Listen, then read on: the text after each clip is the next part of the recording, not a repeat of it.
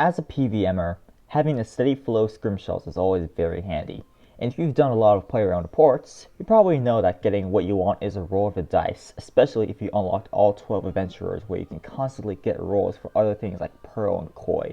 It can be aggravating as you can potentially go for days without seeing a bone mission, and depending on the amount you PVM per day, you might burn through scrimshells too quickly to the point where you need to buy inferior scrimshells off the GE. Now fortunately, there exist ways to greatly limit the RNG.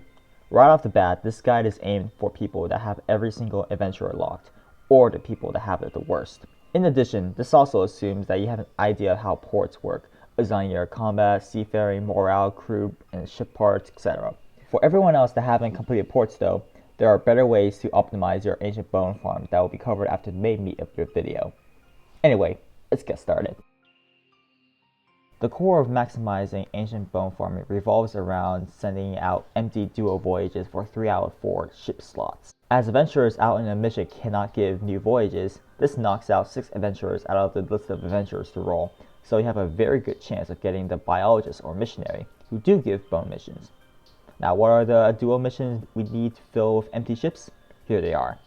You absolutely do need to send out the Exile and the Whaler together, and the Memory and the Oculus together. The third option doesn't really matter what you pick, but regardless, you have to pick either the Assassin and the Convict, the Trapper and the Assassin, or the Tengu and the Convict.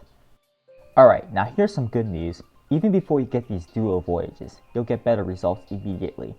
You will still immediately cut the RNG needed for bone missions by sending out 3 single adventurers. If you cannot be bothered with going all the way, feel free to just send out 3 single adventurers out. It's still going to increase your chance of getting bone missions. Moving on though, build icons to what duo adventurers you want first, then as you get them, keep swapping around icons to get what you want. Eventually, after a week or so, you'll get all you want. Once you've locked out all the adventurers you can, now the real bone farming can begin. As per usual, check your adventurers to see if you get a bone mission, then go to your normal missions and reroll until you get a bone mission, etc, etc. Now this part, I am not 100% sure, so take this section with a grain of salt. But I keep Koi and Pearl missions here to increase the probability of getting bone missions. What I don't know is if it simply turns these Koi and Pearl missions into just normal resource missions, or they are just completely removed from the listing, giving other trade good missions a higher probability. As such, this part has a chance of being wrong, but you can choose to follow it anyway in case it does work. Now that covers maximizing your bone chances should you have already completed every story and trio mission, but what if you haven't touched a single trio mission?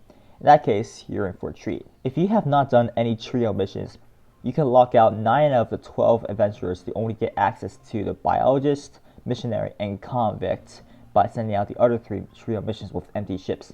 This nearly guarantees one of the 2 will pop up, so farming bones are even easier to do. To get these trio missions, just do what you've been doing for duo missions, but apply it to trios and get them to pop up. Now granted, you will have to do the trio missions with the other 3 adventurers, the biologist, convict, and missionary, but once you've done it, you don't need to do it anymore. It also counts a comp, so you don't need to give up comp if you want to pursue the strategy. That about covers the overall strategy. It's a bit annoying to set up, but trust me, it's extremely worth it setting up your bone farm like this. I hope this helps you out as much as this did for me. Thanks for watching, and take care.